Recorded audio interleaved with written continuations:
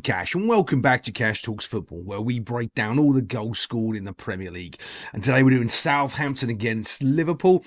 We've got a couple of things to really talk about in this game, but also I'm going to sort of touch on a little bit of because Liverpool, I think, are they're kind of in the title challenge race because of the season seems to be one of those weird seasons where no one's really playing well. Everyone's kind of just doing weird things, and even Liverpool aren't necessarily playing well, but the difference is they are winning football games, and that's what comes down to winning a title. When Man City didn't play very well, they still always won. Now they're in that situation when they're not playing well, they're losing games, but Liverpool have still, this is one of those hard things to sort of quantify and trying to explain correctly. Liverpool are one of those teams that's always known that if they're always going to come back and score a goal, and they're known for that from their Champions League prowesses at Anfield, where you never write them off because they're always going to come back. But the problem that happens is all those players that were doing that through generations move on, and you have a whole bunch of new players coming into Liverpool. Well, these new players that say like the Slobosais or the Nunez's that weren't there for those great 4-0 wins of Barcelona or Anfield don't really have that spirit. But a game like this gives them that little feeling, you know what, we can do this. Doesn't matter what it is. With all of the other old guns there, like Trent and Virgil and Andy Robinson and those people that have been there for a very long time know that they can do it. But now these other newer players are also getting that feel that we can come back and win from any game no matter what, and that's worrying for everybody else, because if those newer players start to believe like some of these older players know that they can, they're going to be a real hard team to beat. But we're going to talk about playing the ball out of the back to start with and how bad this goalkeeper is. Right, first off, we're going to look like this, as I always do, from a coach's point of view of what we're looking at from our players, right? So when you're doing a coaching session and you're playing the ball out of the back, everyone will have their starting positions, right? So this is what the ideal starting position is that we want to create, right? So this is where we want our players set up so we can rotate and move the ball around. I'm going to tell you right now, I've never seen a coaching session when the ideal starting position, when the goalkeeper's got the ball, is to have two players behind the goalkeeper. Yeah. Terrible. And the other one thing that you might want to look at is another player is facing the wrong way. So what does that tell your goalkeeper to do? What it tells your goalkeeper to do is to hold on to the ball and let everybody get out into their starting positions. Now, the other thing is the goalkeeper needs to be aware of there is another team on the field and they're playing in a different colour than his team.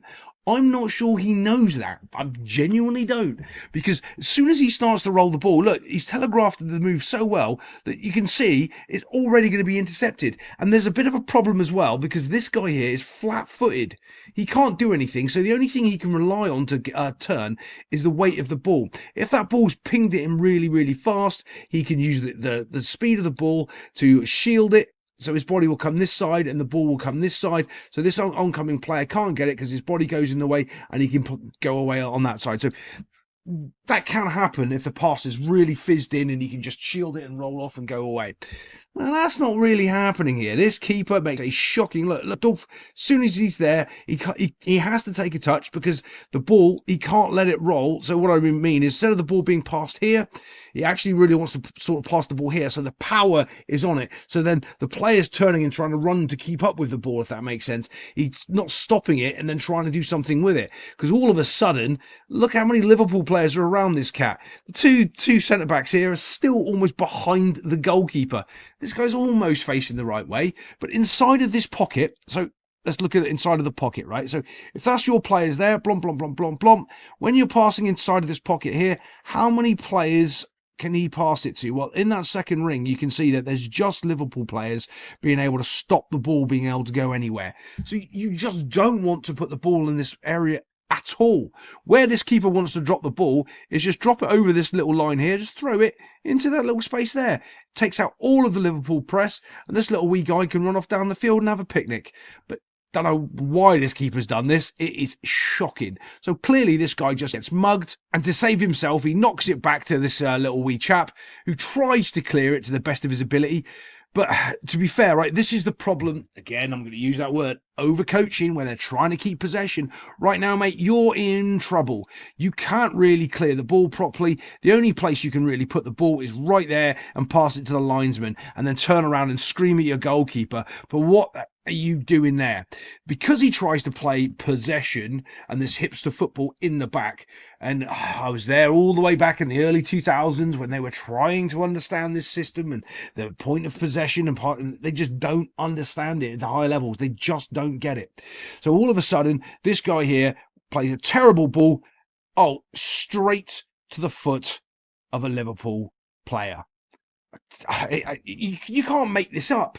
Like, I'm telling you, I haven't even seen an under-12s team play as badly out of the back as this. And this is the Premier League. I'm genuinely telling you, an under-12s team would pass the ball out of the back better than Southampton are trying to do right here. Little bit of a bouncy touch off him here as he goes to place it into the far corner. It is a good finish. But this is all down to Southampton not understanding what they're doing and passing the ball out of the back, not letting their team get set, trying to be too clever, not clearing the ball when you've got the chance. When you're in that situation, sometimes you've just got to get rid of it to that sideline over there and just try to reset.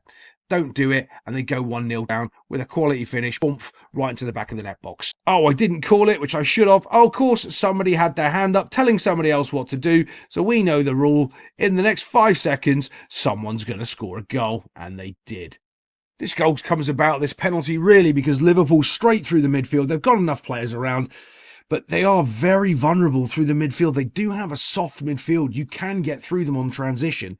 After the transitional phase is over, they are defensively quite good. But through that transition, if you're holding the ball back and bringing them out just a little bit, you can get through them. And for Southampton to do it shows that Liverpool still have some issues in midfield. Even though they're winning all their games, they still have some things they've got to work on if they really want to be champions this year. Or they can hope that everybody else is just going to be completely rubbish like they are and just let them win the league anyway. I still think it's going to be Arsenal, but yeah. This challenge here as well, I want to show you, see if I can get the image. See, this is where it gets funky, right? Because if you're looking at that, you're going, it's outside of the box. But it's not, because the line right there, let's see if I can boomer it up with my little magical skills. Oh, look, I've actually managed to curve it away. His foot's on the line. Remember, on the line's in the box, and it's ever so close. I'll see if I can get this. See that right there? Yeah, that's where the point of contact's made, and it's on the line. On the line's in the box, so it's a penalty. Yeah. Interesting as well. Takes the penalty. Keeper does a good job. Gets the save, but then it's all about the rebound and who's reacting. And the Southampton players react just a little bit better. It's one of those things as well with a goalkeeper, even though he saves it. And I hate saying this because this is where the analytical coach in me comes out. And if you're a fan, you go, oh, it's a good save. But it's just not. And the reason it's not a good save is because he puts it back into the danger area. If it's a good save, he gets it out a little bit. So this guy can't get a rebound and knock it on. Yeah. But it's just natural instinct to say, oh, it's a good save because he saved the penalty. But then the little tap in, and he gets himself a goal. Straight down the middle of the field is the save. So is it a good save? Yeah, but at the same time, it's not. But there we go. With this as well, Liverpool do have some issues on transition, and it's evident again here, where too many players are going towards the ball and not enough coverings going on. So look, what I mean by this is right here. You've got this massive area being exposed. He's trying to cover him, but he's not. He should be a little bit further away. They're all running to the ball. It's like, you know, when you got kiddies football and they're all running towards the ball and no one knows who's trying to win it. And you're going to see that in a second. But right now, look, you can see Canine isn't interested in trying to actually just come back and get into his shape. He is running towards the ball as well. He's kind of just running towards the ball. And the ball's not really a danger right now because it's on the halfway line. Unless, of course, you've got no shape. Then, of course, the ball's a danger. Get back in your shape, and then the ball isn't a danger. What does that mean exactly, Kaz? Get back in your shape or the ball's not a danger? Well, all right. So if we're in our shape and Canate's running this way, the middle of the field is covered. So that way, you're not too worried. If the middle of the field isn't covered, that means someone can play a pass into it, right? Well, if someone stood there, it's harder for them to play a pass in it. That's why you get back into your shape. So now you can see Kanate's trying to get over. He's trying to get back over into the middle of the field. But because both of them chased towards the ball, they're just a couple of yards out of where they needed to be. If he wasn't too close to the sideline and he trusted, I don't know who this player is here for Liverpool. Actually, I don't know who either of them are. This player here, if he just comes back and covers as a centre-back, well, yeah, you know what? You've got a better chance of cutting out this ball when this doesn't happen. But then this is the second part, because they don't just do it once. Otherwise, you go, oh, okay, they've made a mistake. But they do it exactly the same again. So that's a pattern of them all running and chasing the ball instead of getting back into their shape. Instead of going, all right, one guy's pressuring the ball. We all need to get back in cover and provide balance and get back into our system. They don't do that. So how would that look? Right, you've got two players running to pressure the ball here, right? Okay, which obviously you need one. Well, should he understand? These two players are running out of where? A space, so he needs to know he needs to cover into that space. You go, yeah, but Cash, that doesn't make sense. Yes, it does, because this guy here can't tackle because he's on the wrong side of him. Unless he's got blistering pace and he's going to get close enough down this side here and putting a challenge, great. Okay, you can squeeze it. But if he doesn't, he needs to start thinking about coming back on the other side as these two players push him away from goal. And because of a bad first touch, he does get close. Well, that's not bad first. I think it's just like his second touch. But all of a sudden, 1, 2 players, 3 players are all again next to each other, just like those two in that far corner and Kanate running back. Those 3 players really close. Same thing again. There's no balance here. One of these players doesn't need to go. He can just relax and go right. Especially if I don't know who this kiddie is behind Kanate, but if you see Kanate going for the ball and you go, oh, hold on, I'll just let him go and cover for Van Dijk, who is clearly at the other end of the field for a corner. Well, I think it was a corner anyway. I've got to cover that space a minute here because, well, there's no one here. If you don't cover the space and you all run for the ball, all this guy's got to do is do that, and all 3 players are completely and utterly taken out of the game because all they've done is run and pressure the ball. No, not one of those 3 have gone, oh, hold on, Kanate's pressuring, I just need to jog a little bit and assess the situation and what's going on, and all of a sudden you've got this guy completely unmarked. And this is interesting as well, which I had to have a double look at this. You've got Darwin Núñez running back. Love the guy. He's one of my favourite players. The amount of effort this guy puts in. Oh, if he ever finds the back of the net, watch out, because he will be world class. The effort that this guy puts in, forward and backwards. Ball goes across, nice and simple. Boom. Again, he's sprinting towards the ball. It's so much wasted movement, so much lack of understanding, and no one's really set up properly to deal with these simple counter-attacks that you can just stop. When he slots it into the net box, there's 3 Liverpool players around him. No one's close enough to make a challenge. It's because too many players are running after the ball. No one's really understanding the structure of the shape, standing in the middle of the field. Especially, let me go back to that, because this is where it starts. 1, 2 players here are going over to the ball. Do you see that? He isn't covering the middle of the field. The middle of the field is important there because you can see he is going to close him down and get there. No problem. Your job right here, this kiddie here, isn't to go and close that side of the ball down. It's to hold your shape and hold and wait for people to get back so that ball couldn't have been played in the first place.